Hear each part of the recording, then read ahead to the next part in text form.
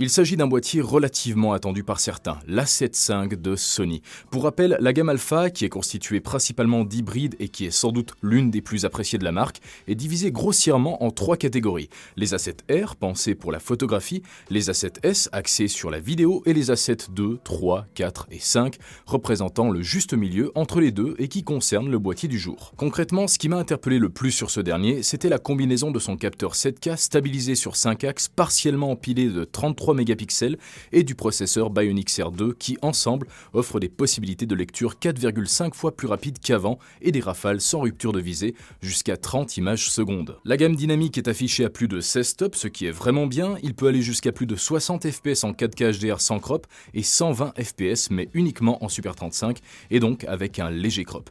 Effectivement, pas de 4K DCI, ce qui est dommage, mais encore une fois, nous ne sommes pas sur un hybride axé vidéo, mais bien sur un qui se doit d'être un juste milieu et surtout moins performant que des boîtiers qui se veulent plus chers. Techniquement, au vu de son processeur, il est clairement capable de faire mieux, mais il se doit de ne pas prendre des parts de marché de certaines caméras qui se veulent 2 fois plus chères. C'est comme le fait qu'il ne soit pas dit qu'il dispose d'un double ISO natif, alors que dans les faits, si l'on filme en S-Log 3 avec une base de 800 ISO et qu'on augmente, on voit bien qu'à partir de 8000 ISO, on obtient une grosse réduction de bruit. Même principe en S-Cineton, avec une base de 125 ISO, lorsqu'on augmente à 1250, magie, réduction de bruit. D'ailleurs, en parlant de format d'enregistrement, rien de nouveau si ce n'est que vous pouvez importer vos propres luttes pour avoir un pré-rendu final. Ça c'est super, surtout pour ceux qui ne disposent pas d'un moniteur externe, mais qui désirent tout de même savoir à quoi va ressembler leur image après montage. L'un des points encourageants aussi pour les personnes qui apprécient filmer à main levée, c'est la stabilisation active de 7,5 stops du boîtier, qui, bien qu'elle fasse un léger crop dans l'image, est terriblement efficace, surtout en mode dynamique.